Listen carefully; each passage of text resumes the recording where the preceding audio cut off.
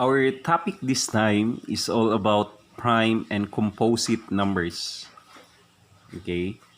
So, tatalakayin natin ngayon ang tungkol sa prime and composite numbers. Ano ang kaibahan? Ano ba ang kaibahan ng prime and composite numbers? So, let's start. Okay. So,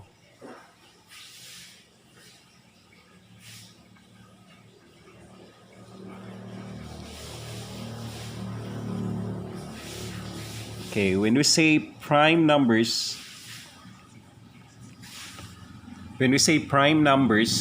these are numbers having two factors only. The number itself and 1. Okay? So, para mas maintindihan ninyo, magbibigay ako ng example. Halimbawa, okay, let's start with 2. 2 is a prime number. Okay? Kasi 2 has only two factors. Ang 2 ay meron lang dalawang factors. Ano yung factors ng 2? What are the factors of 2? Okay? Factors of 2 are 2 and 1. Okay? So, ito yung factors ng 2. Okay? When we are going to multiply 2 and 1, it gives a product of 2. Okay? So, ito yung, pag sinabi nating factors, ito yung mga numbers na imo-multiply natin. Okay? So, if we are going to multiply 2 and 1, it gives a product of 2. So, 2 and 1 are factors of 2. So, dalawa lang po ang factors ng 2. Yung kanyang sariling number, the number itself, and 1. Okay? So, 2 is a prime number. Another one, 3. 3 is a prime number. Okay? Kasi 3 has only two factors. Meron lang siyang dalawang factors. Ano yung dalawang factors ng 3? 3 and 1. So, the factors of 3 are 3 and 1. If we are going to multiply 3 and 1, it gives a product of 3. Okay. Next, what else? 5. Okay, the factors of 5 are 5 and 1. Okay. What else? 7. The factors of 7 are 7 and 1. 11. Okay, the factors of 11 are 11 and 1. 13. Okay, the factors of 13 are 13 and 1. 17. 17 and 1. 19. The factors of 19 are 19 and 1. 23. The factors of 23 are 23 and 1. 29. The factors of 29 are 29 and 1. 31. The factors of 31 are 31 and 1.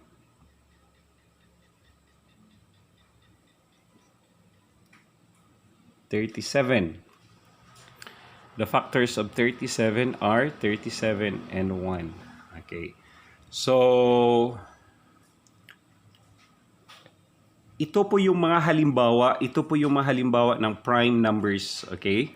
So, what are those? We have 2, 3, 5, 7, 11, 13, 17, 19, 23, 29, 31, 37. Okay? Bakit po tinatawag na prime numbers ang mga numbers na to? Kasi they have two factors only. Meron lang siyang dalawang factors. The number itself, yung kanyang number mismo, yung kanyang sariling number, and 1. Okay, kaya ang tawag sa kanila prime numbers. And take note, the smallest prime number is 2. The smallest prime number is 2. Okay, ito yung pinakamaliit na prime number. Okay. 1 is not a prime number nor a composite number. Take note of that. Okay, ang 1 po ay hindi matatawag na prime or composite number. Okay, the smallest prime number is 2. Okay, so let's try to check. Okay, prime numbers between the prime numbers between 30 and 40 are 31 and 37. Merong dalawang prime numbers na makikita, no, between 30 and 40. And what are those numbers? Prime numbers 31 and 37. Okay. Prime numbers between 20 and 30. We have 23 and 29. Okay. So dalawa din yung prime numbers between 20 and 30. Okay, between 10 and 20, we have 1, 2, 3, 4. There are 4 prime numbers between 10 and 20. Between 1 and 10, so we have 4. 2, 3, 5, and 7 are prime numbers between 1 and 10. Okay. So, yun po ang prime numbers. Okay, let's proceed with composite number.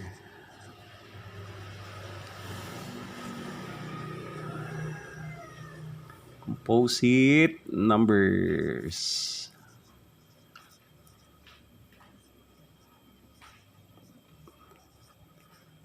Okay. So, kung 2 yung pinakamaliit, the smallest prime number, okay, the smallest composite number is 4. Okay. Bakit 4? Bakit composite ang 4? Okay. So, what are the factors of 4? So, factors of 4 are 4 and 1, then 2. 2 times 2 is equal to 4. So, these are the factors of 4. So, we have 4, 1, and 2. So, it has, 4 has 3 factors. So, therefore, 4 is a composite number. So, when we say composite number, these are numbers having more than 2 factors. Okay. When you say more than 2 factors, sobra sa dalawa yung factors niya. So, try to check. 3 po ang factors ng 4. So, therefore, it is a composite number. Okay. What else? Okay. 6. What are the factors of 6? We have 6 and 1, 2 and 3. Okay. What else? 8. Okay. 8 is a composite number. Okay. What are the factors of 8? Okay. The factors of 8 are 8 and 1, 4 and 2. Okay. 9. What are the factors of 9? Okay. 9 and 1. Then 3 times 3. Okay, 3 times 3 is equal to 9. So 3 is a factor of 9. Okay, what else? 10. 10, what are the factors of 10? We have 10 and 1, 5 and 2. Okay, next. 12. 12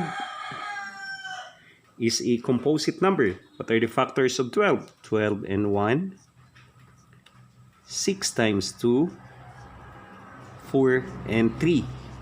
So, ang 12 po ay merong 6 na factors. What are those? We have 12 and 1, 6 and 2, 4 and 3. So, 12 is a composite number. Next, 14. What are the factors of 14? We have 14 and 1, 7 and 2.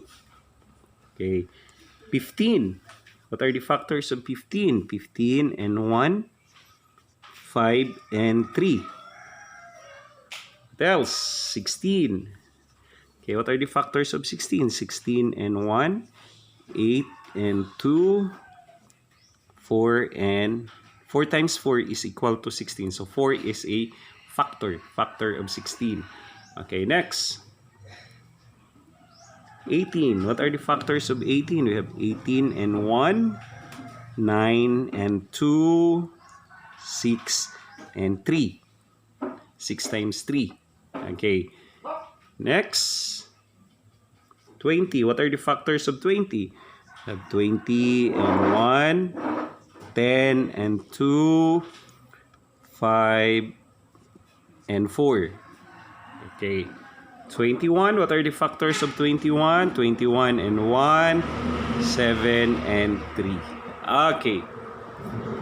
So, yan po ang iilan sa mga halimbawa or example ng composite numbers. We have 4, 6, 8, 9, 10, 12, 14, 15, 16, 18, 20, and 21. Okay, try to look at the factors. Okay, try to check the factors. Okay. Okay, yung factors ng composite numbers ay 3, 4, merong 6, merong 5 factors, merong 6. Then yung iba nga umaabot ng 8, 8, no? Yung factors ng isang number. Okay. So makikita natin, no, based on the factors, based on the number of factors, makikita natin yung kaibahan ng prime and composite numbers. Okay, klarong-klaro yun. No? It's very clear na pag sinabing prime numbers, dalawa lang yung factors niya, the number itself and 1. And when we say composite numbers, more than 2 yung factors niya. So when we say more than 2, 3. Mag-start ng 3. Pag 3 yung factors ng isang number, automatic that is a composite number. Okay, 3, 4, 5, or 6, more than 2 factors. So, and let's try to check. The smallest composite number is 4. And based on the example that we have here, try to check the example of composite numbers. We have 4, 6, 8, 10, 12, 14, 16, 18, 20. These are all even numbers. Okay.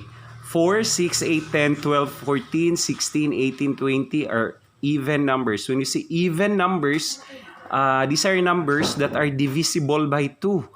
No? Ito yung mga numbers na pwedeng i-divide natin sa 2 and yung quotient niya is whole number. No? Wala pong remainder.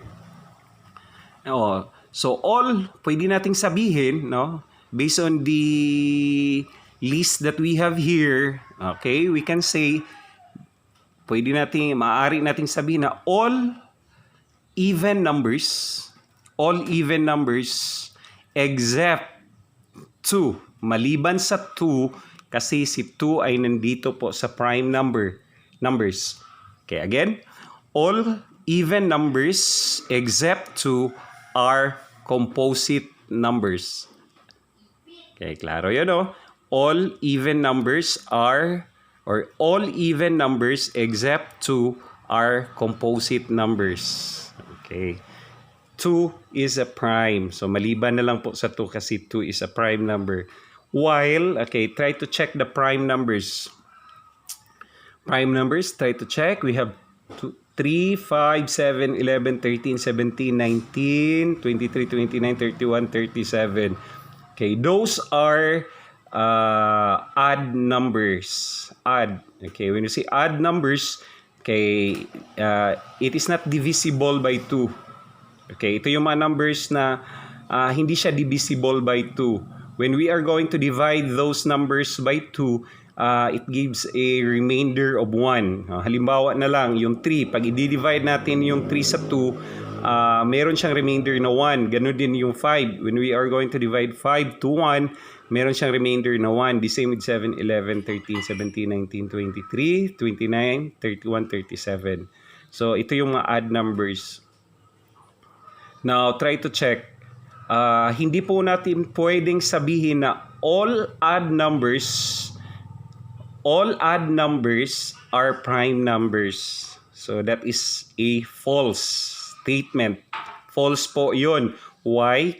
Simply because, okay, try to check here in the composite numbers. Example of composite numbers. Meron po, andito po si 9. Napabilang po si 9 sa composite numbers. 9, 15, 21. And marami pa po yan.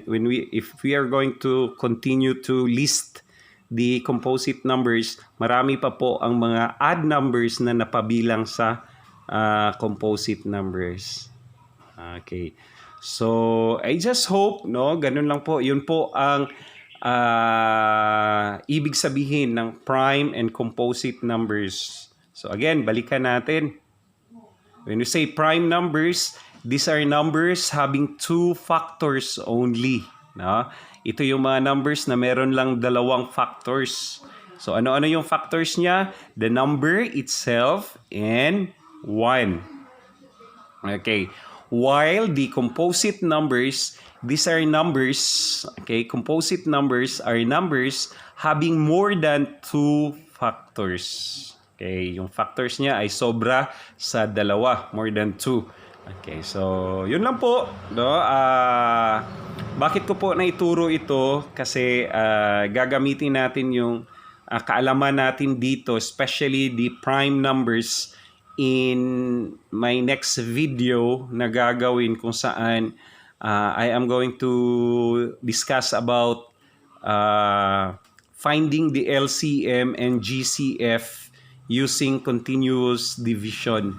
Okay, kasi isang paraan din yon, no, in finding the GCF and LCM, which is gagamitin natin yung kaalaman ng ito, yung prime numbers. Okay, so I just hope na meron kayong natutunan sa video na to. Okay, and kung meron man, please don't forget to click the like button na makikita sa baba, and of course please subscribe also so that magiging updated kayo sa mga susunod na videos na gagawin ko. Okay, thank you.